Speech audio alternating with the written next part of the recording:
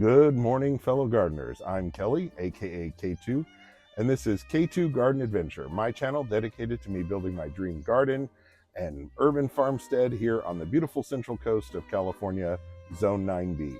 All right, so today we're going to start off in the berry patch and really excited about what we're going to plant. So let me flip this around and show you what we're going to do. So to orient you a little bit, we are over here on the west side of the property, and this used to be where the raised beds are, and I built this to have a home gym for my son and myself, and then realized this just wasn't going to work. So we moved that into the garage, and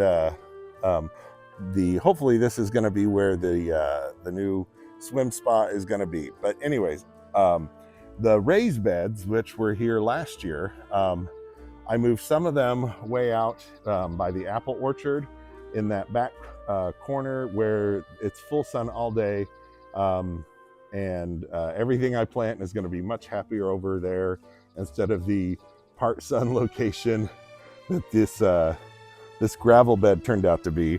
The previous owners had built their raised beds over here, so I thought it was a good spot, but that is not the case.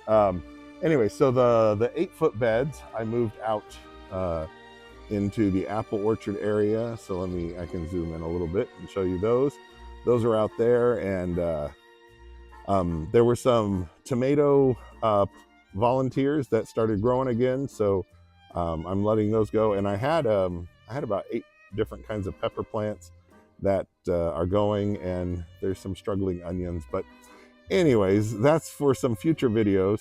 Over here in the what I renamed the berry patch, I realized I had room for the 4 small 4-foot beds over here. So I redubbed or renamed this area the berry patch, moved my strawberry towers over here. Those are doing real good. I just did about a week ago, did a whole bunch of work to replant those and get those all set up. So those should be good to go. I'm already like munching on some fresh strawberries every day. But out here in these 4 beds, I had a few strawberries that were waiting to get planted, and then the rest of these were actually offshoots from a volunteer strawberry plant that just started growing in a lavender bush on the front border garden. So picked those, dug those up and planted them here, and it looks like all of them, but maybe 1 survived, so that's pretty awesome. And I don't know what variety that is, but the ones from out front are incredibly sweet. So really happy about that. Back here, I had a couple of raspberry bushes that I had tried to grow and then given up on over the years, and but they were in containers, and then there was some rain and they just started growing again. So I figured, I've never been super excited about growing raspberries. They their will to live impressed me, so I figured we'll give it one more try.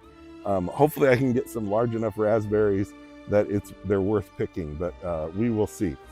And then here are some Lysianthus that are still around over the winter. And oh, look, see, I got another volunteer tomato plant. So I'll transplant that guy. But for these Lysianthus, and one of them is blooming. Look at this beautiful white. Let me get out of the sun. Look how beautiful that is. So these Lysianthus, I'm going to transplant out into the large beds that I just showed you. And then I'm going to turn this into a blueberry bed. So I got 4 different varieties, and we'll go over those in a minute. But I also need to greatly increase the acidity of this bed for the blueberries. And then back here, this is a thornless blackberry that I picked up at, I think it was Home Depot. I'm trying to remember. I don't remember what variety it is. Wait, no, it's got a tag. Let me look. It is a black satin, and so I'm growing it up on this side of the trellis. Some more of those bonus strawberries from the front And I have one more thornless blackberry from Proven Winners, Taste of Heaven, which is going to go on that side and climb up that side of the trellis. So while we're back here, I might, again, I don't know how to grow raspberries, but might prune back some of the growth on this side so it focuses just on the side up the trellis. Who knows? But anyways, let me go back up to the front and well, actually I need to transplant these Lysianthus. So I'm going to do that and that one tomato and then start prepping the bed, and then we'll plant the blueberries and the blackberry. So we'll see you in a few minutes. Okay, it hasn't really been a few minutes, but I figured I need to go prep where I'm going to put the Lysianthus. So let me show you what that looks like. But on the way, you can see along the fence, I transplanted an amazing Frederick's passion fruit vine off the tropical garden, and it grew. It must have made in its first year like 100 giant passion fruit, but it got too heavy and it broke the trellis arch. So moved it out here on the fence, attached a bunch of trellises to the fence, and obviously it went into shock from being moved, but has recovered nicely. And you can see all the new growth it is pushing out. So excited about that. And then this is a dual function. One, it's going to give me lots of passion fruit, and it's also going to be a nice privacy hedge. And then I went ahead and got a second one, same variety of Frederick's, and I'm sure in a few months that one, once it gets going, will fill up that 20 feet as well. So there'll be a solid 40-foot wall of passion fruit vine, and so lots of good eating, as well as sort of instant privacy hedge. And then this is the legacy grapevines. I believe those are just Thompson table grapes, but earlier my brother-in-law Tony and I, he showed me how to rebuild this trellis, and we got them going, and they are looking amazing. This is Guava Grove. We got strawberry guavas, a legacy pineapple guava tree that is just huge and out of control. Got red guava and white guava out here, and then trying to grow some kiwis over on this section of the fence, which is fun. And then out here are those raised beds. So like I said, I'm gonna move the Lysianthus out to this bed here, and then I gotta hook up some drip and everything. These are the onions I've been trying to grow for about 6 months now. They keep trying to flower, and I'm cutting the flowers off, but they're not making bulbs down below. They're just staying like onions, like that are only like 1 inch across. So I don't know what I'm doing wrong, but I've never grown onions before. So, you know, until I need the bed, they can keep giving them a chance to try and grow. And then here's the those peppers that survived all of the blight and the winter. Not that we really have winters here, but anyways, so these are all from last year, and some of them got all mixed up. So I got to wait till they make some peppers before I can probably identify them. Ooh, we got oh, look at this pretty pepper right there. That is a nice size. That looks like a mammoth jalapeno. So that's cool. And then here's some spinach that I really didn't remember to harvest in time, some baby spinach. So I don't think that's probably good anymore. And then these are all the legacy tomato plants. So I've got one more to move out here.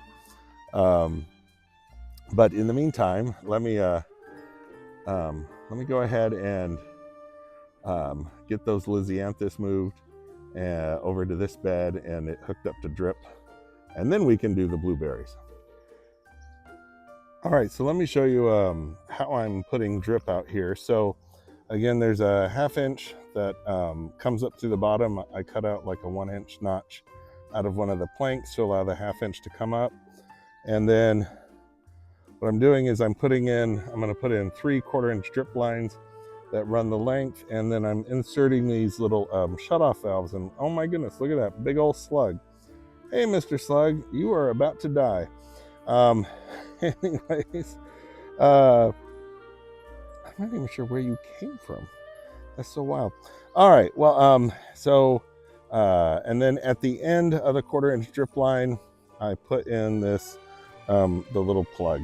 So on, originally I tried using a drip tape, as you can see here, but that pretty much just was a bit of a disaster because the tapes would never stay attached to the end. They always kept popping off and just making a big floody mess. So, you know, the advantage with those, it's a 1/2 inch drip tape, so maybe it doesn't clog, but this stuff is so cheap, the 1/4 inch. So if I notice it starts clogging in a couple of years, it's super easy to swap out. Okay, so I've got my 3 irrigation lines all hooked up in there. Now I need to add a couple more bags of soil, get the soil a little bit higher. Um, this stuff that was in here is raised bed soil, but instead of buying that, there was some potting mix and garden soil, just regular. The potting mix and garden soil were on sale at a great price at Home Depot. So I'm just making it a mix of garden soil and potting soil for here in the raised beds. So let me go grab a couple of bags of those and we'll add this up, and then we'll get the stuff moved over. And we are done with this step. So did a couple of things. Cleaned up this volunteer tomato bed. So all these 8 tomato plants in here are all volunteers that sprouted from last year. And then this was a yellow pear tomato. It was actually about 5 times that size, but I cut it back. That guy was growing out of the middle of the super petunias there on that grapevine. So some bird left a seed or something that got included in there. So pulled him out, wasn't able to get a whole lot of roots, so cut him back. Should have taken a picture. It stretched halfway down this bed, but hopefully I cut it back enough that it'll recover, and transplanted one more little tomato plant. So those 8 tomato plants, those are all set to go for the year. I actually have, I'm gonna do some more tomatoes back there. I bought some starters because Home Depot's having this crazy sale, like $2 a piece, so that was cool. I think we talked about the peppers. Here is the bed where I prepped it up real nice and got the Lysianthus all transferred over. There's 4 that are doing good and then 2 that are still alive. So anyways, we'll see if those recover. And then the rest of this bed, I'm gonna plant some milkweed and possibly some marigolds in for the rest of this bed. And we're gonna try those from seed. The idea on the milkweed, I got some other native varieties, and I wanna plant milkweed all along the back edge of the property to go with all those butterfly bushes. The butterfly bushes are doing the privacy hedge bit for me. And then, that's great food.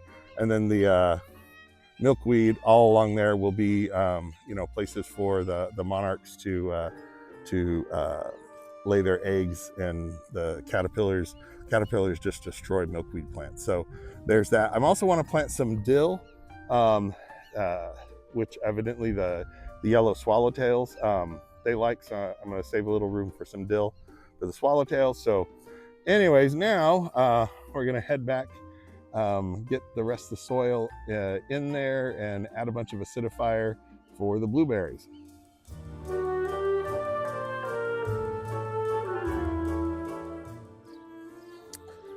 All right, so here is the blueberry box. And that's funny. So when I did the soil tester, it was measuring 7.1, so pretty much neutral. It's potting soil.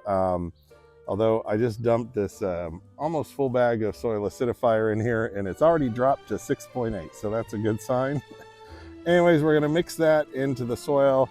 We need to add a little more soil in here as well. And so mix all that in, and then I'm gonna add some aluminum sulfate as well.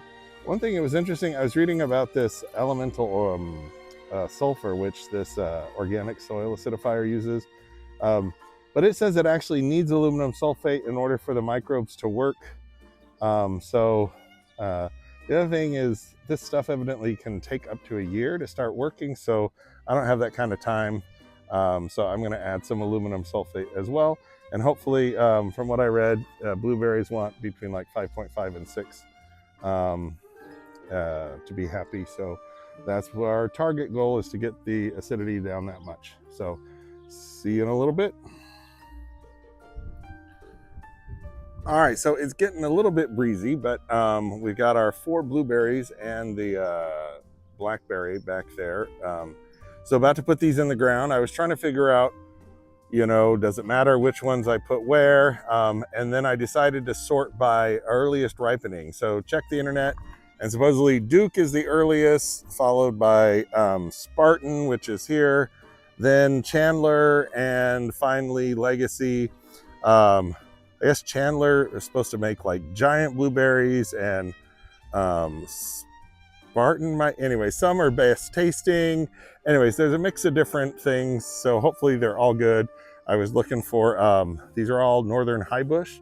So I was looking for ones that were really good to eat fresh right off the plant. So anyways, we're gonna get these in the ground and then water them in with some aluminum sulfate water, and hopefully that will be the right pH. I actually checked the pH in their containers, and surprisingly, a lot of them are only like 6.5 was the lowest. Some of them were at 7 and 7.1. So anyways, I know blueberries need more acidic soil than that. I was assumed that the soil in the containers would be fairly acidic, but anyways, did my best. I've got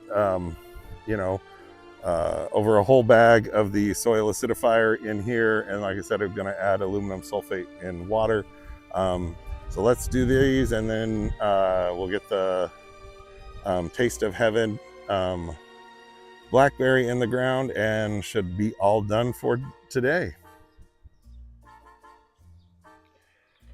So I'm gonna call it a day. All done out here in the berry patch. So I cleaned up the old raspberry bush, the one there on the left, to try to encourage it more to grow out towards the side so it doesn't bury those strawberries. Checking the drip right now, so it all looks good. Already checked out in the long beds where we put those Lysianthus. So we've got our 4 blueberries right here. These are all Northern High Bush. We've got Duke, Spartan, Legacy. Oh, this is Chandler, and then Legacy, and then we have that Proven Winners, Taste of Heaven. Taste of Heaven blackberry right here. It's a thornless blackberry. So that was a big, I don't know, 2-gallon container. Anyways, it's very happy. It's going to grow like crazy, I'm sure. The black satin one is already leafing out lots of new growth and climbing up the trellis. So I do have nets that I can drape over these to keep the birds out once the berries start developing. So hopefully that works. And like I said, I put a lot of the Espoma soil acidifier. I think I use elemental sulfur or organic sulfur. I'm not sure, one of those. And then I also put in 2 gallons of aluminum sulfate water. So hopefully that gets the pH up to where the blueberries like it.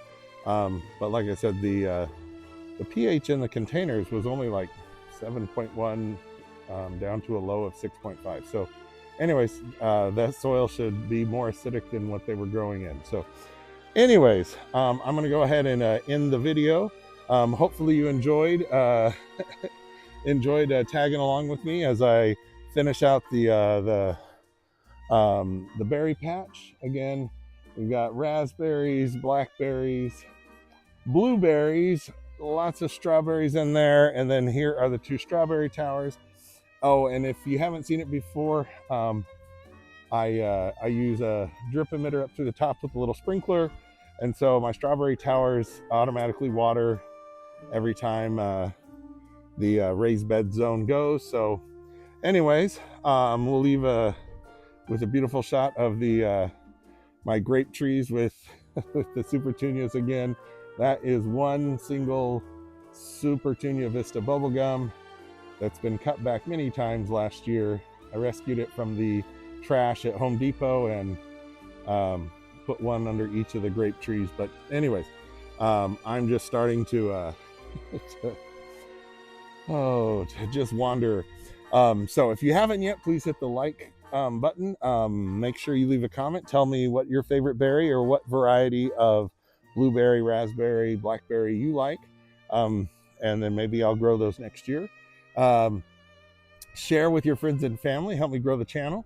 And most importantly, until the next video, you have yourself a wonderful afternoon and happy gardening.